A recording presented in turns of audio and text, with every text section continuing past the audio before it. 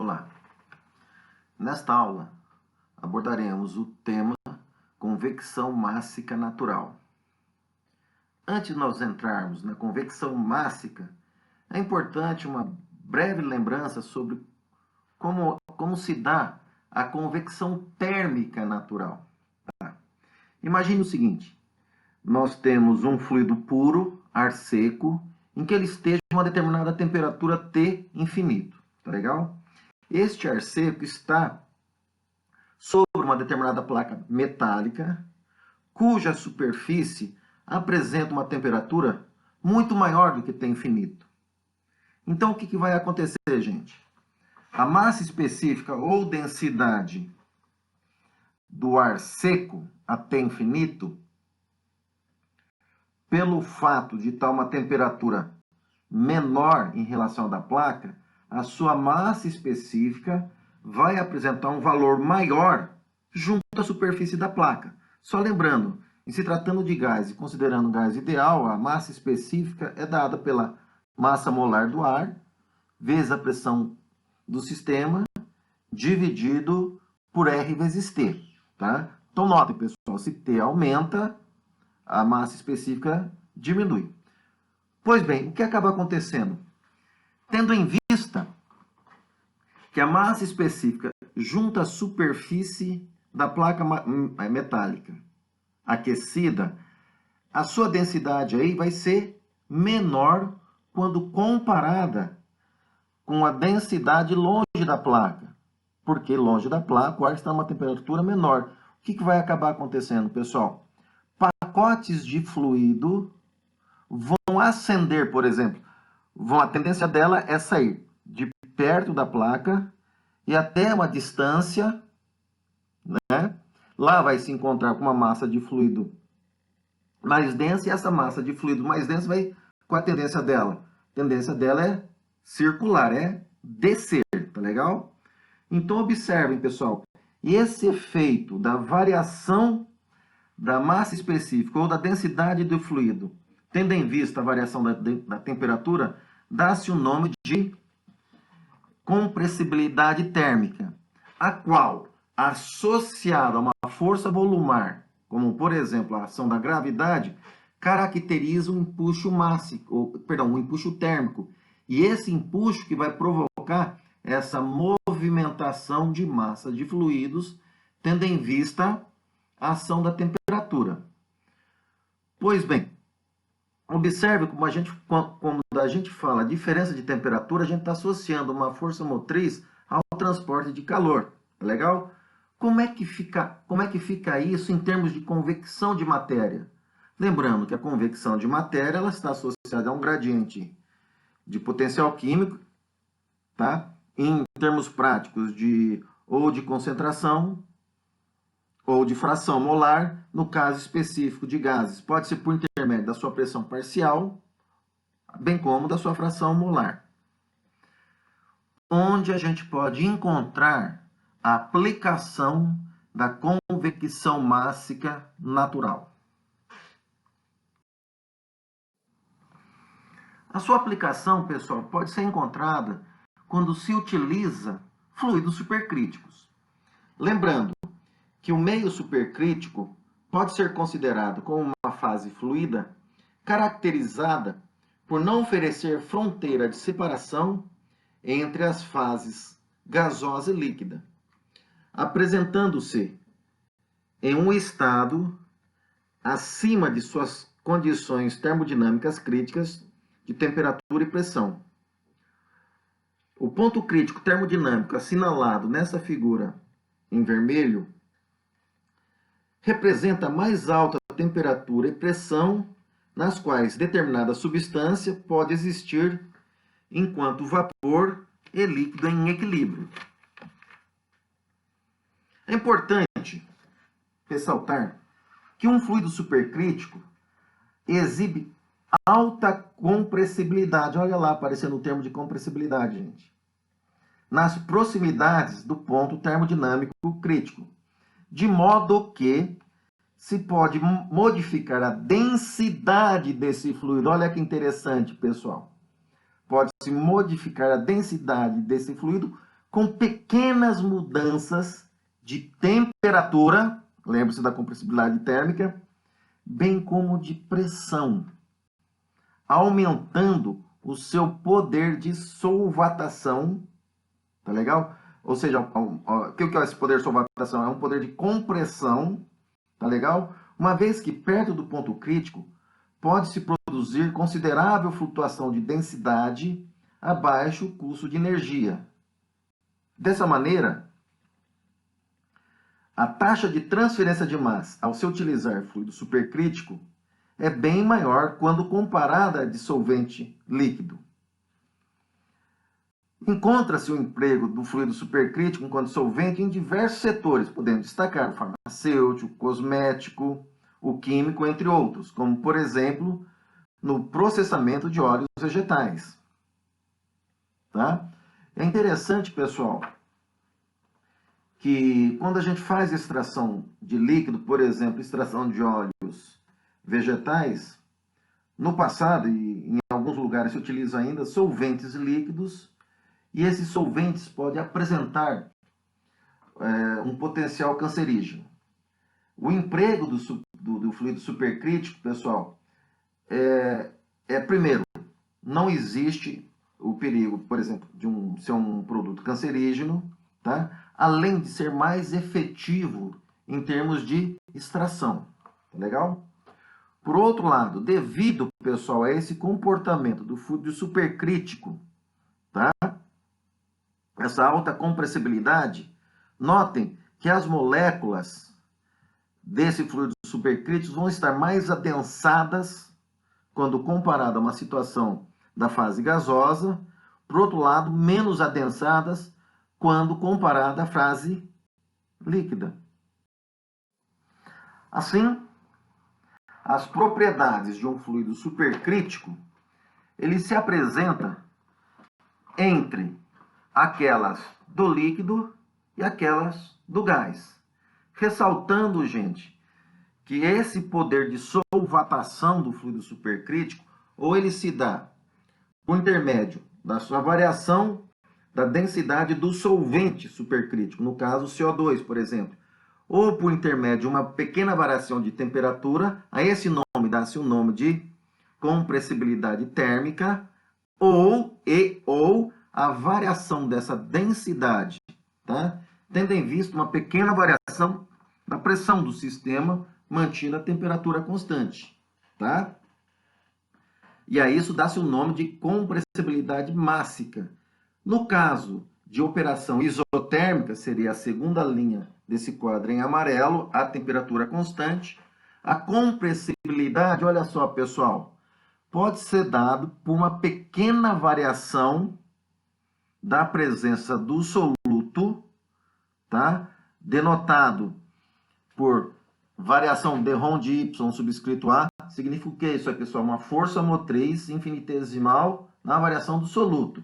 Essa pequena variação provoca, gente, uma variação na concentração mássica da mistura como um todo. A esse nome dá-se o nome de compressibilidade mássica. Associada, essa compressibilidade mássica, gente, associada a uma força volumar, como, por exemplo, a ação gravitacional, caracteriza o empuxo mássico. E é esse empuxo mássico que vai proporcionar a movimentação do meio. Olha só, quando a gente fala movimentação do meio, tá? Associada a essa movimentação do meio, associada à interação soluto-meio, caracteriza as correntes de convecção mássica natural. Pois bem, observem essa figura apontada neste slide, tá legal? Essa figura a gente vai admitir um escoamento bidimensional, uma placa posta na vertical, comprimento total H, nela vai estar embebido, por exemplo, um determinado soluto, cuja a concentração é denotada por ρA subscrito P, tá legal? Ou seja, nós estamos admitindo, tendo em vista que dessa concentração do soluto, haverá um fluxo de matéria a partir dessa interface em direção à direita de vocês, tá legal? Vai ter uma ação gravitacional, tá? Uma presença da ação gravitacional em relação ao fenômeno analisado. Podemos admitir uma mistura diluída. Quando a gente fala uma mistura diluída, notem que o soluto está diluído no meio considerado. Pois bem, as propriedades físicas são constantes, como, por exemplo, o DAB vem a ser constante, a viscosidade cinemática da mistura vem a ser constante. Entretanto, admite-se a variação da densidade da mistura. O que significa isso, pessoal? Admite-se a variação da concentração mássica da mistura, tá? Lembre-se da compressibilidade mássica, na equação apenas do movimento da mistura. A esta hipótese dá-se o nome de hipótese de Boltzmann. Observe essa figura, pessoal. Tendo em vista que a concentração do soluto é maior junto à parede, notem que na medida em que está diminuindo a presença do soluto, tá? O que acontece com a distribuição de velocidade? Vai aumentar, tá legal? Ou seja, vai ter uma ação de expansão. Vai chegar vai aumentar o que está em azul até uma determinada velocidade máxima, denotada nessa figura como V subscrito infinito. Entretanto, mais longe da placa plana, quando houver uma pequena concentração de soluto, denotado por esse segmento em verde, o que acabou acontecendo? Essa expansão longe da parede do movimento do fluido, que é denotado em azulzinho, qual é a tendência dela, pessoal? É diminuir, certo? Conforme apresentado aqui em amarelo. Junto à parede, pessoal, tá? Lá na região 1, o que acaba acontecendo? Tendo em vista a expansão da velocidade do fluido, dessa movimentação, isso é caracterizado pelo empuxo máximo, tá legal? Como está próximo à parede, a fronteira considerada, junto à fronteira considerada, lembre-se que a gente tem uma ação cisalhante dessa fronteira. Então, na região 1, as forças viscosas são contrabalanceadas pelo empuxo máximo. Notem que distante da parede, tá legal? Lá na região verde, para a distribuição de concentração, a ação do empuxo não é tão mais importante. Porque qual é a tendência? A tendência é essa expansão, tá? Ela se acomodar, ou seja, devido a uma ação inercial, tá legal? Denotado na região 2. Tendo em vista tais hipóteses, a equação da continuidade da mistura, ela é apresentada em azul aí para vocês, enquanto a equação do movimento da mistura, esta que está apresentada em amarelo, observem, pessoal, que existe a contribuição advectiva ou convectiva do lado esquerdo dessa equação em amarelo e o termo resistivo, onde aparece a difusividade dinâmica da mistura, está lá D-ROM2 de V, D-ROM de X2. Notem, pessoal, quando se estuda usualmente o estudo da camada limite laminar dinâmica numa placa plana horizontal, nós sempre nos referimos à componente U, tá legal? Notem que nesse caso agora a nossa placa plana está posta na vertical, tá bom? O que vai aparecer na equação do movimento da mistura de diferente, pessoal? É essa contribuição da pressão, assim como a contribuição da ação gravitacional. Notem que a ação gravitacional ela está posta em sinal negativo, porque ela está numa ação contrária, pessoal, à ação do empuxo, tá? Do meio. Lembrando que o empuxo do meio está ilustrado na figura acima, principalmente pela essa região em azul. Longe da parede, pessoal, a gente assume que essa variação de pressão ela se dá por equilíbrio hidrostático, tá? Que é o produto da aceleração gravitacional multiplicado pela concentração da mistura longe da parede, ou seja, longe da interface considerada. Nós temos, portanto, a equação do movimento do modo como apresentado aí. Notem que o segundo termo do lado direito, pessoal, ele aparece devido a quem? Aparece devido a uma diferença de concentração mássica da mistura vezes uma ação volumar, no caso, uma ação do campo gravitacional. Notem, se fosse convecção mássica forçada, não teria esse segundo termo, certo? Pois bem, como esse segundo termo a gente pode olhá-lo? Notem, pessoal, que a variação da concentração mássica da mistura, supondo nesse caso que essa mistura é constituída por duas espécies químicas, A, que a gente vai associá-la ao soluto, e B seria o solvente, ou no caso o gás inerte, tá legal? Esta concentração mássica, ela depende tanto da concentração mássica do soluto, bem como da temperatura do sistema. Essa mesma função, essa mesma primeira função em rosa, nós podemos referenciá-la a informações longe da fronteira considerada, que é o subscrito infinito, certo? Que é a segunda equação em rosa. Assim, se nós diferenciarmos essa função em termos da condição longe da placa, olha só, é o primeiro termo da segunda equação abaixo em rosa, ρ menos ρ infinito, é a derivada da concentração mássica da mistura em função da variação da concentração mássica do soluto, mantida a temperatura constante, multiplicado por quem, pessoal? É a definição de derivada, nesse caso, dessa função. Nós abrimos essa função, tá? Pela diferença da concentração mássica do soluto em referência àquela distante da placa.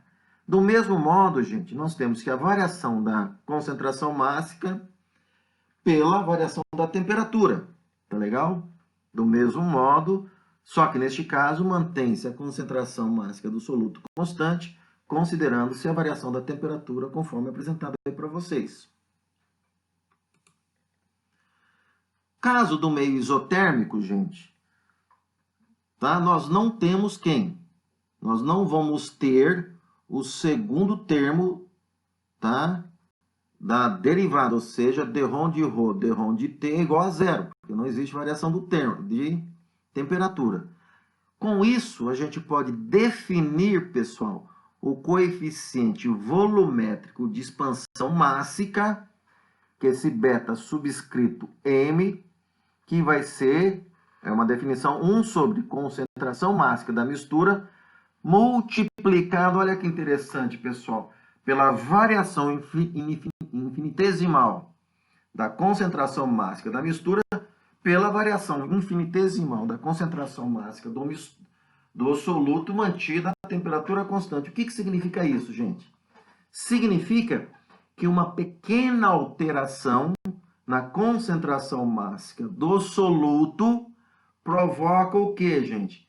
Provoca uma variação na concentração da solução. Olha que isso está associado necessariamente à compressibilidade mássica. E essa compressibilidade mássica, ela vai auxiliar no empuxo mássico. Tá legal? E assim sendo, pessoal, nós podemos reescrever a diferença macroscópica para a concentração da mistura, que é essa equação, essa última equação em rosa, do lado esquerdo, em função de quem, pessoal? Em função de uma força motriz, é o ΔρA, mas só que do soluto, incluindo o coeficiente volumétrico de expansão mássica, o ΔM, tá legal? Com isso, gente, olha só, a nossa equação do movimento é essa daí apresentada em amarelo aí para vocês, tá legal? Onde nós identificamos que o termo advectivo, o primeiro termo do lado esquerdo dessa equação, são as forças inerciais, vão ser contrabalanceadas por quem, pessoal? Vão ser contrabalanceadas pelas forças viscosas, bem como pelo empuxo mássico, tá legal? Note o termo do empuxo mássico. O termo do empuxo mássico, ele é traduzido como, pessoal? Ele é traduzido por um produto de uma força volumar, essa força volumar traduzido na presença da gravidade, associado a quem, pessoal? Associado a uma compressibilidade mássica. Tá legal? Essas duas componentes caracterizam o empuxo mássico. Esse empuxo mássico que vai auxiliar a movimentação, tá, natural das correntes de fluido, no caso da mistura. E isso vai auxiliar o transporte de matéria. Tá? Pois bem, como é que a gente pode colher informações do até então apresentado? Lembre-se, pessoal, quando a gente apresenta convecção forçada, convecção mássica, sempre a gente está atrás de um fluxo. No nosso caso, de um fluxo de matéria, como, por exemplo, na evaporação de alguma coisa, tá legal? Ou na extração de alguma coisa. No caso da evaporação de alguma coisa, por exemplo, na evaporação de água, nós estamos interessados aonde, pessoal? No fluxo de matéria na interface líquido-vapor, ok? Mas para isso nós precisamos determinar quem? Nós precisamos determinar coeficientes convectivos de transferência de massa. Neste caso, coeficiente convectivo de transferência de massa natural, tá? Para tanto, nós precisamos do quê? De uma informação da equação do movimento, neste caso de convecção mássica, necessariamente mássica natural, vai aparecer o termo do empuxo mássico, que é o segundo termo do lado direito dessa equação. Tá legal? Lembrando, para convecção mássica forçada, esse termo não existe. Tá legal? Pois bem, esta é a equação do movimento em amarelo. Nós temos que retomar quem? A equação da continuidade do soluto, tá? Que é essa primeira equação em azul aí para vocês, onde a gente identifica do lado esquerdo a contribuição advectiva e do lado direito a contribuição difusiva. Tendo em vista que nós assumimos que o fluxo de matéria é no meio diluído, nós podemos definir a concentração mássica dimensional do soluto em termos da sua fração mássica. Lembrando que o subscrito P indica a interface considerada e o subscrito infinito indica longe dessa interface considerada. Tá ok? E assim sendo, nós podemos retomar a equação da continuidade do soluto em termos dessa concentração dimensional de sua fração mássica. Pois bem, a transformação de similaridade implica em quê, pessoal? Se nós olharmos a equação em amarelo, nós vemos o quê? Que tem uma variação das componentes de velocidade U na direção X e da componente V na direção Y.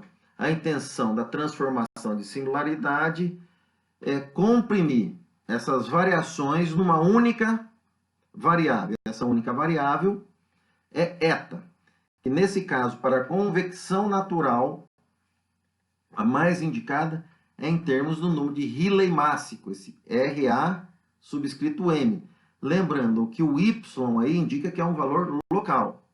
Com isso, nós temos as outras duas equações em rosa, a componente V, tá, na direção Y, e a componente U na direção X, já em termos de solubilidade, tá? Onde o número de Rayleigh mássico local, porque o local aí, pessoal, é o subscrito Y, tá? Olha só, no numerador, Nós identificamos quem, sobretudo, pessoal? Nós identificamos a característica, a geometria do meio por intermédio desse y ao cubo. Vamos chamar esse y de um comprimento característico, tá legal? Como, por exemplo, a altura da placa. Quem que é o outro termo? G, beta, M, delta, ρ. Esse cara é um empuxo mássico. Então, notem que o Rayleigh associou o empuxo mássico com quem, pessoal? Notem o denominador do nome de Rayleigh. O denominador do Rayleigh tem ni. Ni representa quem, pessoal? Representa a ação das forças viscosas. E o DAB, por sua vez, ele representa a ação da difusão de matéria. Tá? Então, o número de Rayleigh mássico, ele traduz de uma forma bastante positiva as diversas forças, contribuições presentes, pessoal, no fenômeno de transferência de massa, mais especificamente de convecção mássica natural, porque ele traduz os efeitos do empuxo mássico, das forças viscosas e da difusão de matéria. Assim, a equação do movimento da mistura é essa dada em amarelo e a equação da continuidade do soluto é essa em termos de θ. Tá legal? Essa solução, ela se dá por solução numérica. Essa solução, por exemplo, pessoal, se encontra no livro Fundamentos de Transferência de Massa. Tá legal? Observe o seguinte. Diferentemente da convecção mássica forçada, tá? O que tinha lá na convecção mássica forçada? Que para eu resolver a equação da continuidade do soluto, primeiro eu resolvi a equação do movimento da mistura, pegava a solução da equação do movimento da mistura e substituía na equação da continuidade do soluto. Ou seja, a equação do movimento da mistura, no caso da convecção mássica forçada, não dependia da equação da continuidade do soluto. Já em convecção mássica natural, existe a interdependência entre tais equações. Ou seja, para eu resolver a equação do movimento, eu preciso da equação da continuidade do soluto. Notem, na equação do movimento da mistura, eu tenho do lado esquerdo, tá? Que se refere a uma quantidade de movimento. Olhem do lado direito dela, parece um θ. Tá legal? Já olhem para a equação da continuidade do soluto. Eu tenho o θ ali, mas também eu tenho o F, que é da outra. Ou seja, a solução é um pouco mais complexa. Tá legal, mas consegue se resolver. Notem que essas equações, para a solução delas, precisamos das condições de contorno. São essas apresentadas aí. Tá legal? Notem que em eta igual a zero, tá? Ou seja, na interface considerada, nós assumimos o quê enquanto proposição, enquanto hipótese? Nós assumimos que existe uma influência do fluxo de matéria neste contorno, dado, neste caso, pelo parâmetro de injeção ou de sucção de matéria, conforme apontada na seta em vermelho. Tá legal? Pois bem, nos interessam, pessoal, dessas equações, o quê? Obter a distribuição de concentração do soluto. Tá ok? Essa distribuição apresentada, por exemplo, na figura 9.8, ela se dá, por exemplo, para Schmidt igual a 1. Tá legal? Notem na tabela 9.2, tá? Que nós, pegando o FP, por exemplo, igual a 0, tá certo? Ou seja, sem o efeito de injeção de matéria, todavia ele depende do número de Schmidt. Especificamente, pessoal, para FP igual a 0, o θ' 0, notem que é essa expressão que é dada aí, olha, menos 0,40 Schmidt elevado a 2 sobre 30 avos, tá legal? Notem que o sinal negativo nessa expressão, notem na distribuição de concentração, o θ, a inclinação é negativa, tá legal? Se a inclinação é negativa, a gente corrige com valor negativo aqui, olha, tá certo? Tá? Muito bem. O que podemos fazer, pessoal, com este resultado, com essa distribuição de concentração? Essa distribuição de concentração, ela vai aquela distribuição de concentração nos vai permitir o fluxo de matéria do soluto na fronteira, tá legal? O qual, em termos locais, para FP diferente de zero, é dado por essa expressão em amarelo, tá legal?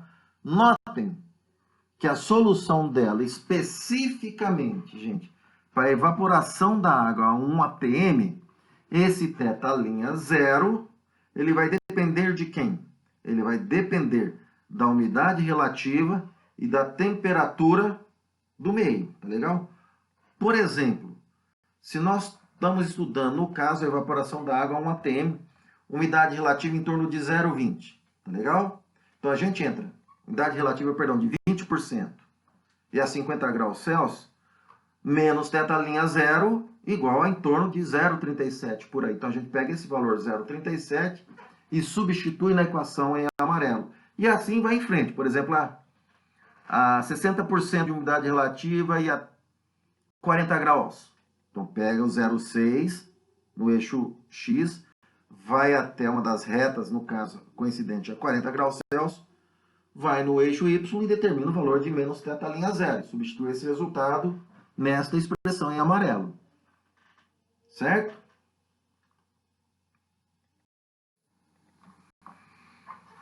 No caso específico de nós não considerarmos, pessoal, a hipótese de ser insignificante, de não existir, de ser insignificante, pessoal, o efeito desse fluxo de matéria no soluto, tá legal?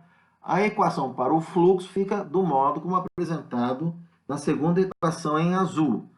Tendo em vista que θ' zero para Fp igual a zero, esta equação menos 0,40 Schmidt elevado a 2/30, substitui esse valor lá em cima. Notem, negativo com negativo, positivo. Temos quem, pessoal? O fluxo de matéria em termos do número de Schmidt e do número de Rayleigh-Massive, tá ok? E como é que fica, pessoal, o coeficiente convectivo natural de transferência de massa? Para obtê-lo, nós lançamos mão da sua definição, tá legal? Qual é a definição do coeficiente convectivo de transferência de massa local? Ele é definido como sendo o menos DAB, tá legal? Multiplicado pela variação da concentração do soluto na variável considerada de direção, no caso x, na interface considerada, x igual a zero. Lembre-se, se fosse numa placa plana posta na horizontal, ali a definição seria KMN, subscrito x, derrom de ρA, derrom de y e y igual a zero, tá ok? Por que é x aqui? Porque aqui a gente está considerando o quê, pessoal? Nós estamos considerando a placa posta na vertical. Pois bem, como conhecemos a distribuição de concentração do soluto, nós temos que o coeficiente convectivo de transferência de massa local, ele é dado pela essa segunda expressão do lado direito do slide apresentado aí para vocês, tá legal? Só que nos interessa o quê, pessoal?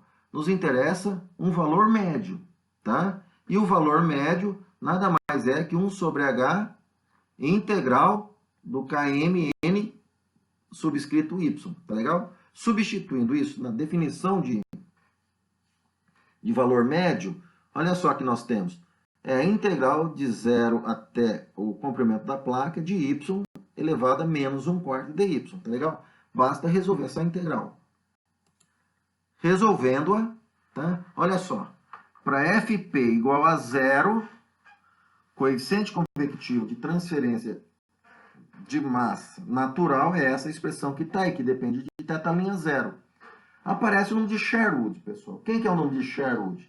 O nome de Sherwood é coeficiente convectivo de transferência de massa vezes um comprimento característico, que neste caso é o H, a altura da placa, tá legal? Dividido pelo coeficiente de difusão. Notem, pessoal, que esse θ' zero para Fp igual, diferente de zero, eu posso lançar mão da tabela apresentada para vocês, tá? Apresentada há pouco para vocês, ou aquele gráfico em termos para evaporação d'água a pressão de 1 atm, conhecendo a umidade relativa do ar, tá? Nós temos o valor de menos θ'0. Lembrando que nesse caso, pessoal, olha o número de Rayleigh máximo como ele é definido, tá? Anteriormente, o número de Rayleigh máximo local, em vez de h ao cubo, seria quem? Seria y ao cubo, tá ok? Certo, pessoal? Então, o número de Rayleigh máximo aí é a forma como está apresentada aí para vocês essa terceira equação em rosa. Pois bem, para Fp igual a zero, ou seja, considerando desprezível o efeito de injeção de matéria, nós conhecemos o θ'0, não é verdade? E com isso nós temos uma equação, isso, olhem lá, hein, pessoal, para o número do coeficiente convectivo médio natural de transferência de massa, assim como o número de Sherwood. Observem que o número de Sherwood natural, tá? A definição dele é a definição clássica para o número de Sherwood, bem como a definição do número de Schmidt, tá? Aqui sem grandes problemas. E assim, nós temos que o fluxo dissoluto na parede, em termos do coeficiente convectivo natural de transferência de massa, com a presença da importância do parâmetro de injeção ou quando a gente não o considera, tá? Conforme é apresentado aí para vocês nessas equações em amarelo na base desse slide.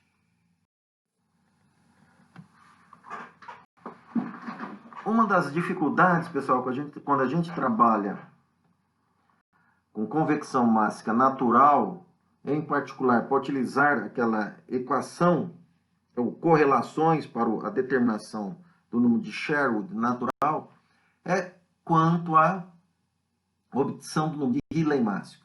Em particular, quando se refere, pessoal, a explicitar essa variação da compressibilidade mássica, tá? Esse beta subscrito m, tá certo? Neste caso, a gente pode fazer uma aproximação, que é razoável, tá legal? Ora bolas, o primeiro termo na equação é em rosa, beta m delta ρA, que é aproximadamente igual, se nós avaliarmos, pessoal, o lado direito da segunda equação em azul, que vai ser 1 sobre ρP, módulo, porque é um valor sempre positivo, tá legal? De ρ infinito menos ρP. Tá? Certo, pessoal? Note que é beta m multiplicado por delta ρA. Quem que é beta m? A gente pode aproximar por análise de escala, que é 1 sobre ρ. Quem que é delta derrom de ρ? É um delta ρ. Quem que é um derrom de ρA? É um delta ρA. Então, observe que na equação de baixo, simplificou-se os delta ρAs, tá certo? Assim, pessoal, beta m vezes delta ρA, ele dá o quê, pessoal? Olha só que interessante. Ele nos explicita o quê? A variação, tá? Ele é obtido pela variação da concentração mássica da mistura, referenciada junto à interface avaliada e longe da interface avaliada, tá legal? Assim, o número de Rayleigh máximo pode ser obtido por uma aproximação no modo como apresentado nesta equação em amarelo aí para vocês. Uma das grandes aplicações, pessoal, quando a gente trabalha com convecção mássica natural, é a avaliação da extração de algum produto de alto valor agregado utilizando fluidos supercríticos em leitos fixos, tá? Como ilustrado nessa figura que está aí. Ou seja, nós entramos com um solvente supercrítico, como por exemplo o CO2, e estamos interessados em extrair algum soluto presente no interior desse material particulado contido no leito fixo, tá legal? Como, por exemplo, nós temos um óleo essencial, tá? Nós estamos interessados em extraí-lo contido em uma determinada semente, por exemplo, tá? Notem que o zero é a vazão volumétrica dividido pela área da seção transversal desse leito fixo. Quem que é o zero mesmo, pessoal? velocidade superficial. Então, notem, pessoal, que eu tenho uma informação na entrada do equipamento e na saída do equipamento. Tá legal? A intenção é como estabelecer o relay mássico nessa situação. Notem que no relay mássico, a definição dele, que está aí em azul nessa equação, apareceu um subscrito P. Tá legal? E em vez de H ao cubo no numerador, aparece dP. Quem que é dP? dP é o diâmetro médio, tá legal? Das partículas que compõem a fase estacionária ou a fase particulada contida no leito fixo, certo? Pois bem, como nós aproximamos essa variação do empuxo mássico, tá? Do modo como apresentado na primeira equação em rosa, o número de Rayleigh mássico ele pode ser retomado em função dessa aproximação, assim como no diâmetro médio de partícula que compõe o leito fixo, tá? Pois bem, uma outra hipótese que a gente assume que a concentração mássica, tá legal? Vai ser igual a concentração mássica da mistura é a concentração mássica do soluto A e do solvente B. E ρ infinito a gente vai assumir como hipótese, hein, pessoal? Olha lá. Tá legal? Como hipótese, apenas que exista só solvente. Tá legal? Desse modo, pessoal, o número de Rayleigh mássico, olha só, ele pode ser dado por essa primeira equação em amarelo que está aí, ó. G, tá? Multiplicado pelo diâmetro médio da fase particulada ao cubo, módulo de WA, de uma fração mássica, tá legal? Dividido por Ni DAB. Notem que Ni DAB em termos de em termos de fluido supercrítico, é do fluido supercrítico, é aquela conta um pouco mais extensa, tá? Nesse caso, pessoal, em se tratando de colunas, essa concentração em módulo, essa fração mássica em módulo, nós podemos assumi-la, a gente impõe, tá legal? Que é uma fração média mássica, com base na saída do equipamento e na entrada do equipamento. Observe a definição dela. Esse sobrescrito estrela aí, tá? É um valor de concentração que está em equilíbrio com aquela fração mássica do soluto, tá legal? Por exemplo, o primeiro termo, eu saí com o soluto, tá lá no topo da coluna, tá? Eu tenho uma determinada concentração desse soluto, certo? O termo estrela significa, qual é a relação de equilíbrio desse soluto, tá legal? Em outras palavras, vamos supor que eu tenho um soluto contido em pimenta do reino, tá? Um determinado componente lá, tá? Eu tenho essa concentração, certo? Qual seria a concentração de equilíbrio dela trabalhando com o solvente? Tá certo? Ou seja, se eu troco o solvente, mudou a relação de equilíbrio. Tá legal? Lembre-se de solubilidade. Tá bom? Então, esse termo estrela aí para vocês representa uma relação de equilíbrio. Do mesmo modo na entrada. Tá? Por exemplo, se eu entro na entrada, eu tenho uma determinada fração molar. Vamos admitir que a gente tem uma determinada fração mássica, perdão, do soluto. Esse WA estrela qual é a relação de equilíbrio na fase solvente. Tá certo? E nessa tabela, pessoal, apresenta diversas correlações, tá legal? Para o coeficiente convectivo natural. Lembrando que a primeira equação para a placa plana é uma equação, tá legal, gente? E as demais já são correlações para a esfera isolada, tá? Atentem para a aplicabilidade dessas correlações em função do número de Rayleigh mássico, no caso específico da esfera isolada, da partícula, assim como para o leito fixo. Tá legal?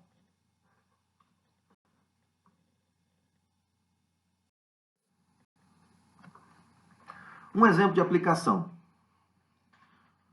Podemos considerar o enunciado seguinte, pessoal. Derramou-se etanol sobre uma placa plana retangular de parada de comprimento igual a 0,3 metros, na intenção de remover líquido impulso escoamento de ar seco a 1 atm 25 graus Celsius a velocidade de 2 metros por segundo. Assumindo como desprezível o efeito do fator de injeção de matéria, assim como a validade das propriedades fenomenológicas na condição de escoamento livre, pede-se para se obter valores de coeficiente convectivo. Notem que tem velocidade ali, então não necessariamente é natural, tá legal? Este exemplo já foi comentado com vocês, tá? O que nós queremos é o seguinte, esta situação, tá legal? Entretanto, nós vamos considerar esse enunciado, tá legal? Sem a presença de velocidade, a gente não está assumindo a velocidade, a gente está avaliando, nesse caso, o valor do fluxo máximo médio do vapor de etanol, considerando apenas convecção natural. O que significa isso? O comprimento da placa, a gente vai assumir como sendo a altura da placa, de 0,3. E as condições, tá, de operacionais, exceto de velocidade, ou seja, o ar seco continua a 1 atm, tá? A temperatura continua a 25 graus Celsius e o etanol é líquido. É válido o DAB fornecido aí para vocês, assim como a viscosidade cinemática da mistura. Em outras palavras, nós procuramos, como é desprezível o efeito do fator de injeção de matéria, nós estamos interessados em fazer o quê, pessoal? Olha lá, calcular o fluxo máximo junto à interface considerada, tá? Como FP igual a 0, a convecção mássica natural ela pode ser dada por essa primeira equação em Ashura na cor cinza, tá legal? Tendo em vista que não existe etanol na corrente livre, nós temos a segunda equação em cinza. Então, observem, pessoal, que precisamos calcular o coeficiente convectivo médio natural, a fração mássica do etanol na interface considerada, assim como a concentração mássica da mistura nessa fronteira, tá? Para isso, são fornecidos o modo como a gente calcula o coeficiente convectivo natural, que é essa expressão em azul aí apresentado para vocês, a definição do número de Rayleigh mássico, e da definição do número de Rayleigh mássico, o termo do empuxo do modo como apresentado nessa equação em rosa para vocês. Pois bem, do exemplo já resolvido, que é do primeiro enunciado, pessoal, que está lá, camada limite mássica laminar, essas informações nós já obtivemos e calculamos, tá? Destaca-se nos dados, aqui em vez de ser L, vai ser o H, conhecemos o DAB, conhecemos o Ni, o Schmidt é quem, pessoal? É Ni por DAB, foi dada a temperatura, lembrando que temperatura em graus Kelvin, pressão do sistema e a massa molar do A, referenciando A ao soluto, no caso o etanol, vapor etanol, não se esqueçam disso, e B é o ar seco, tá legal? Assim, para calcular o fluxo máximo considerado, precisamos calcular o coeficiente de transferência de massa natural, na verdade, aquele que está em azul. Mas para isso, precisamos calcular. O Schmidt, ok, já está pronto, já calculamos. DB, ok. H, ok. Precisamos calcular o número de Rayleigh. Tá? O número de Rayleigh, a única incógnita no número de Rayleigh, nota que G é conhecido, tá? Que é a constante de aceleração gravitacional. Beta M delta ρA é nossa pedra no sapato. É a primeira continha que deve ser feita. Tá legal? Nesse caso, olha só, pessoal. Essas informações destacadas em azul já foi calculada. Tá legal? Certo? Só ressaltando, pessoal, que o etanol está evaporando, notem que nós temos uma concentração aí na interface, e longe dessa interface tem etanol no ar seco. O próprio enunciado diz, o ar está seco.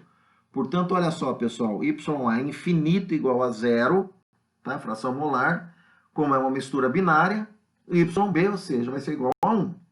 Já na interface considerada, pessoal, está evaporando o etanol. Tá legal? Se está evaporando o etanol, existe uma pressão parcial aí, e essa pressão parcial é igual à sua pressão de saturação, ou seja, a sua pressão de vapor. Foi dada a equação de Antoine, que é esse ln PA sobre escrito VAP, onde, lembrando sempre que essa temperatura utilizada aí, pessoal, é em Kelvin, e essa temperatura é 298,15, ok? E quem que é YA VAP, pessoal? YA VAP é PA VAP, que foi calculada 59,14, dividido pela pressão do sistema. Pressão do sistema 1 atm, lembrando que tem que passar para milímetros de HG, tá legal? Milímetros de mercúrio, ou seja, 760 milímetros de mercúrio.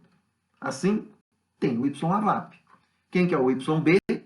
Notem que no YB tem um subscrito P ali, tá legal? O subscrito P, porque é na interface considerada como uma mistura binária, 1 menos YA VAP. Certo? Observem, pessoal, que para calcular o termo do empuxo mássico, precisamos da concentração mássica da mistura. Lembre-se, quem que é a concentração mássica da mistura? É a concentração mássica do etanol mais a concentração mássica do ar seco, tá ok? Então, observem, pessoal, que foi dado a constante universal dos gases. A gente tem as massas molares, nós temos, e para calcular a concentração mássica da espécie I, quem que é a espécie I? Ou é o etanol A, ou é o ar B, tá legal? Para calcular a concentração mássica dessas espécies químicas, precisamos conhecer quem? As suas frações molares, que está do lado esquerdo, destacado em azul, as massas molares, que está sendo fornecido aí, pressão nós temos. Só que aqui, pessoal, a pressão é utilizada em ATM, olha a unidade da constante universal dos gases, e a temperatura em Kelvin, tá ok? Com isso, pessoal, podemos calcular o ρA subscrito P. Quem que é o ρA subscrito P? Onde é esse P, pessoal? É lá na interface considerada. Conhecemos o YA aí? Conhecemos. É igual a quanto, pessoal? É igual ao YA VAP, 0,0778. Tá legal? Qual é a massa molar do etanol? Massa molar do etanol, 4607. Pressão 1 atm, R 82,058 e temperatura 298,15.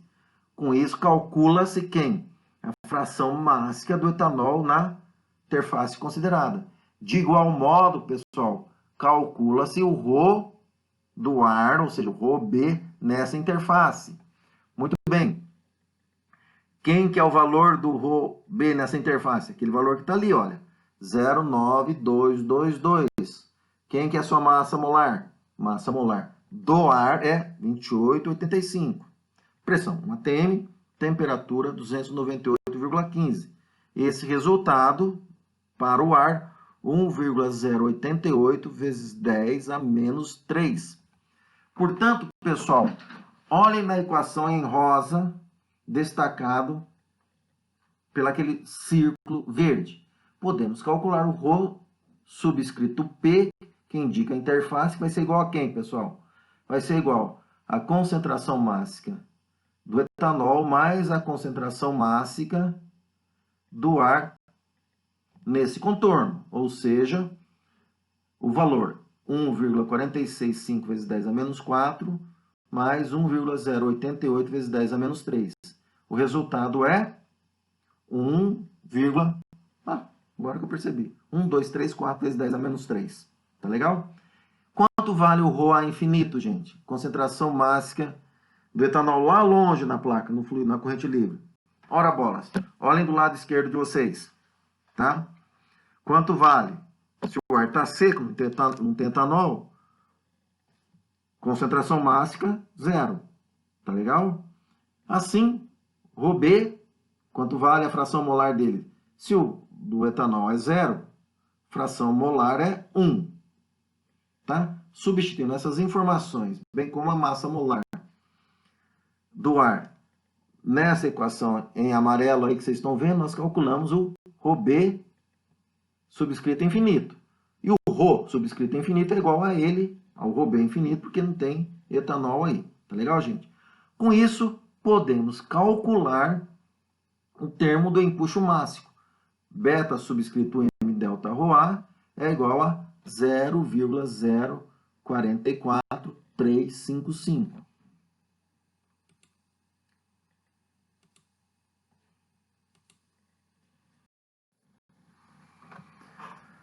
Feito isso, gente, olha só. Fica fácil agora calcular o número de Rayleigh máximo, porque temos todas as informações, né? Temos aceleração gravitacional, constante da aceleração gravitacional. Tem que tomar cuidado aqui, pessoal, com as unidades, hein? A gente é doido para utilizar 9,81 a dar com pau, mas não é assim não. Preste atenção que aqui a gente tem que utilizar o quê? Em centímetro, centímetro dividido por segundo ao quadrado. Conhecemos o coeficiente binário de difusão, conhecemos a viscosidade cinemática da mistura, conhecemos o H, o termo de empuxo, só substituir esses valores na equaçãozinha lá em cima destacada, na definição do número de Rayleigh máximo, o seu valor é 5,787 vezes 10 a sétima. Não se espante com esse número, ele é grandão mesmo, tá? Não se esqueça que tem um H ao cubo lá. E como o Ni e o DB são pequenininhos, esse valor vai lá para cima, tá? Outra informação, se calculamos o número de Rayleigh máximo, podemos calcular tranquilamente o valor do coeficiente convectivo médio natural, tá? Conhecemos o valor do DAB, o número de Rayleigh máximo acabamos de calcular, e o número de Schmidt, que vem desde lá atrás, não é? Com isso, o valor calculado do coeficiente convectivo médio natural de transferência de massa é 0,207 centímetros por segundo. E assim, pessoal, podemos finalmente calcular o fluxo do vapor do etanol na fronteira considerada. Tá legal? Calculamos, olha só a primeira linha, o valor do coeficiente convectivo natural, acabamos de fazer essa continha, 0,207 centímetros por segundo. O ρP, lá na expressão, calculamos anteriormente, 1,234 vezes 10 a menos 3, e precisamos calcular a fração mássica. E a fração mássica vem lá das definições, pessoal, de fração mássica e fração molar e as relações entre elas. Lembrando que a relação entre a fração mássica e a fração molar é fração molar multiplicada pela massa molar da espécie química ser analisada dividido pela massa molar de todo mundo, da mistura, hein? Notem que aqui, para quando a gente quer avaliar a fração molar do etanol na fronteira considerada, o subscrito P, que é igual ao sua fração molar em condições de vaporização, em condições de saturação que nós calculamos, não é? 0,0778. Notem que nessa expressão em rosa aí, rosa mais claro, a massa molar do etanol a gente conhece, 4607. Olha embaixo dele, dessa expressão, precisamos calcular a massa molar da mistura, onde, pessoal? Na fronteira considerada, tá legal? Observe que para calcular a massa molar, que é a primeira equação destacada, uma cor, sei lá, que cor verde, cinza aí, que a massa molar é a fração molar do etanol multiplicado pela sua massa molar, mais quem, gente? A fração molar do ar. Ora bolas, quem que é a fração molar do ar? Como é uma mistura binária, 1 menos a fração molar do etanol, multiplicado pela massa molar do etanol. Conhecemos esses valores, com isso fica fácil a conta de se avaliar, pessoal, a massa molar da mistura na fronteira, 30,19 grama-mol, certo? Assim, a conta para a fração mássica do etanol na interface considerada, o resultado 0,1187. Quanto vale a fração mássica do etanol na corrente livre, pessoal? Existe etanol lá? Não. A sua fração molar é igual a 0. Portanto, a sua fração mássica é igual a 0. Faço uma pergunta para você, gente. Quanto vale a massa molar da mistura longe da fronteira, da interface? Ora, vai ser igual à própria massa molar de quem, gente? Do ar seco, tá legal? Que é 28,85. Notem a diferença de massa molar aí, tá legal? Pois bem, retomando, podemos agora tranquilamente substituir esses valores conhecidos lá na primeira equação do fluxo do lado direito de vocês do slide, que permite nos fornecer o valor do fluxo de vaporização do etanol na interface líquido-vapor, que é esse valor que está aí, gente. 3,029 vezes 10 a menos 5 gramas dividido centímetro ao quadrado por segundo.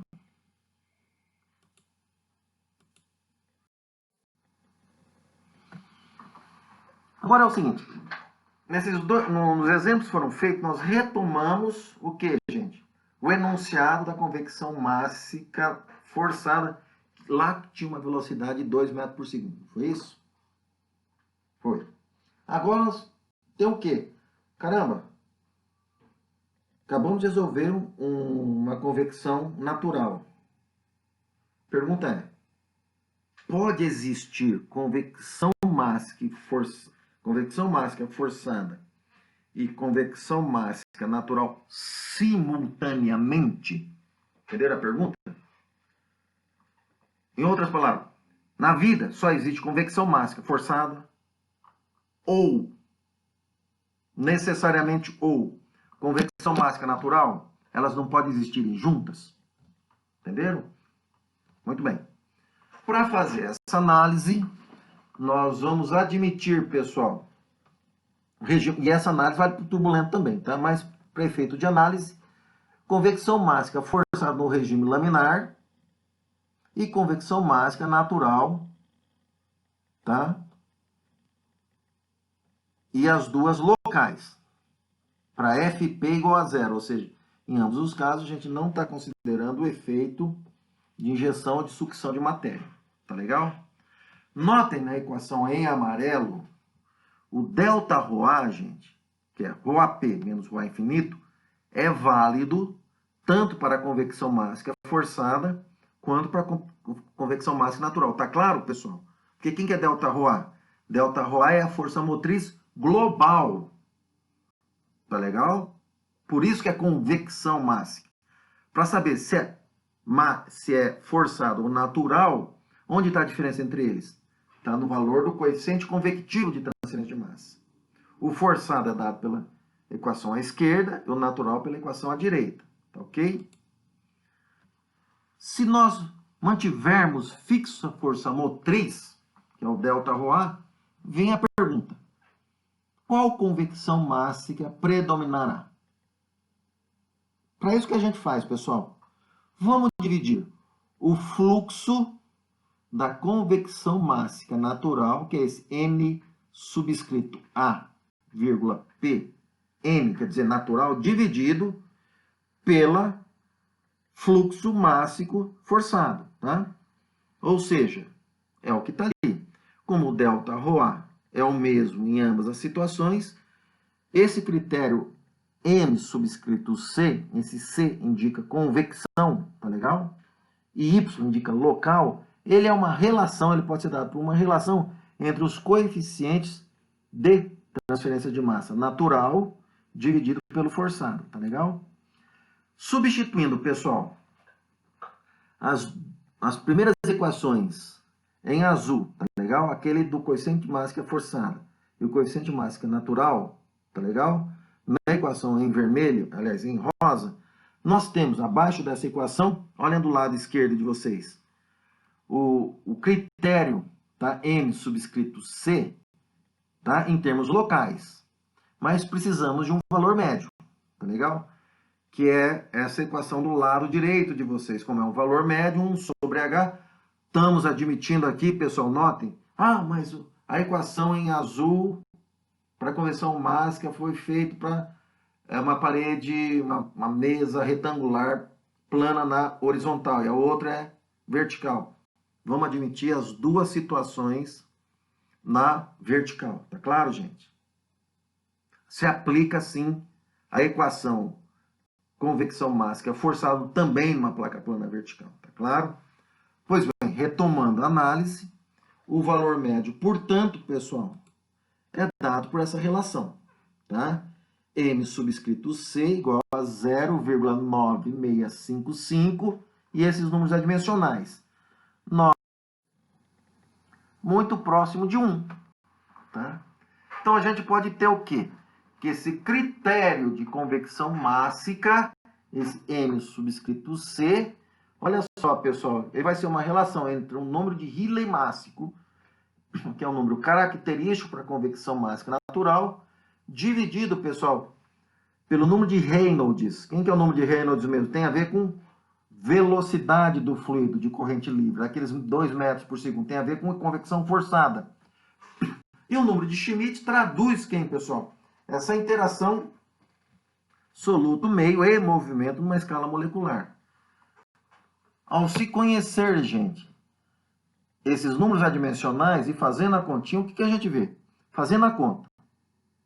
Se der maior do que 1, quem predomina? Convecção mássica natural. Ok? Certo? É só ver lá. Como o número de Rayleigh vai ser grande, vai tendência que seja maior do que 1. Ou para número de Reynolds baixo, ou seja, uma velocidade tênue do escoamento do fluido. Tá legal? Convecção mássica forçada. Quando esse critério M subscrito C for menor do que 1. Menor do que 0,1, perdão. 0,1, tá? Convecção mássica natural, esse M subscrito C maior do que 1. Convecção mássica forçada, esse M subscrito C menor do que 0,1. Entre 0,1 e 1 tem-se a convecção mássica mista. Tá ok?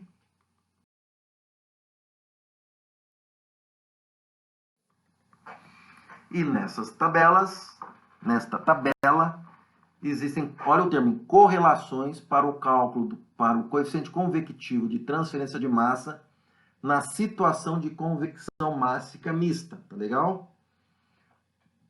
Onde nós temos para esfera isolada.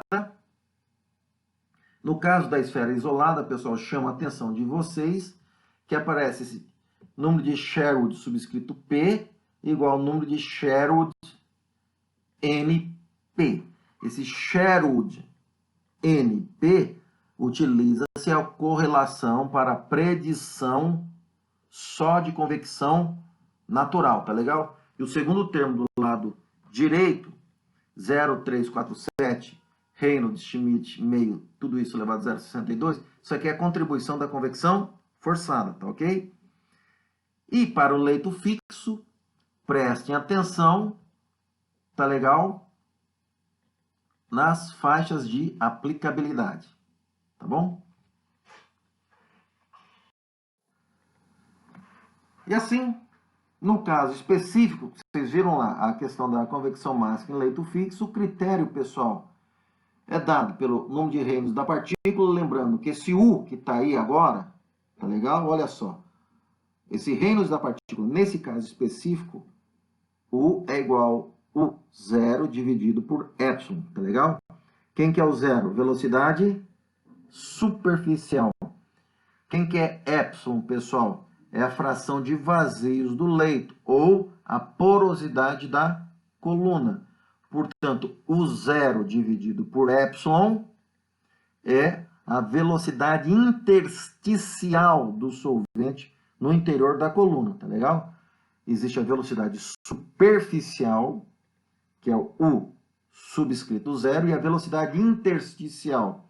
O Reynolds a ser utilizado aqui e depois aplicado no critério para identificar qual convecção está predominando no processo de transferência de massa, nesse caso especificamente, atenção lá, utiliza-se velocidade intersticial. Tá ok? E o número de Rayleigh da partícula é aquele como já apresentado para vocês. E os critérios permanecem os mesmos. Convecção natural, mássica natural, tudo mássico aqui natural, hein, gente? Perdão, tudo convecção mássica. Natural, esse critério maior do que 1. Para convecção forçada, menor do que 0,1. E convecção mista, entre 0,1 e 1. Pois bem, nós vimos, ou estudamos, quando da apresentação de convecção mássica forçada, a situação que está aí, tá legal? E num dos exemplos foi pedido o valor do coeficiente convectivo mássico médio. Ou seja, para calculá-lo, tá? No caso do regime laminar, essa equação apresentada em azul.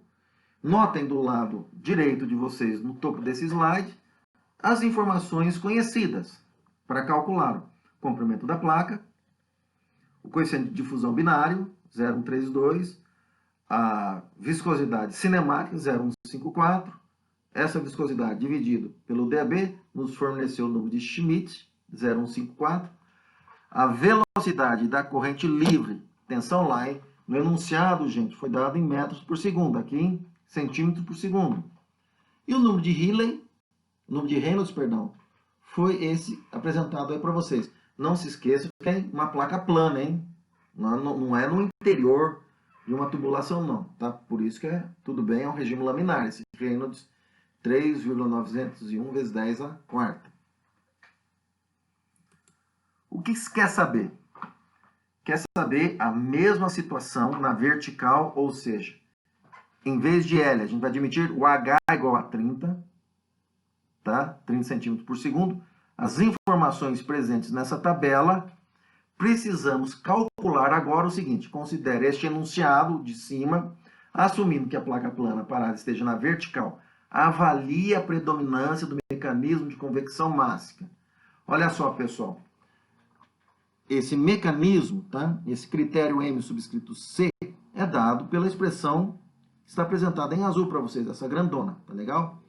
Notem que o número de Reynolds foi obtido, notem na tabelinha lá em cima, Reynolds 3,901 vezes 10 a quarta. O número de Schmidt também foi calculado, foi dado lá, olha, 0,154. O número de Rayleigh mássico nós acabamos de calcular. Resta fazer o quê, pessoal? Pegar essas informações e substituir na expressão. Tá legal? Nessa expressão grandona em azulzinho aí. E o resultado, 0,424, ou seja, está entre 0,1 e 1.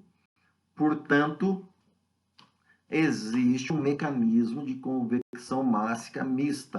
Em outras palavras, são igualmente importantes o efeito da velocidade do escoamento, que é 2 metros por segundo, assim como o efeito das correntes, dos movimentos da mistura proporcionado pelas correntes de empuxo mássico. Pois bem, terminamos esta aula por aqui. Espero que aproveitem o que foi apresentado e bom trabalho para vocês e até a próxima, pessoal.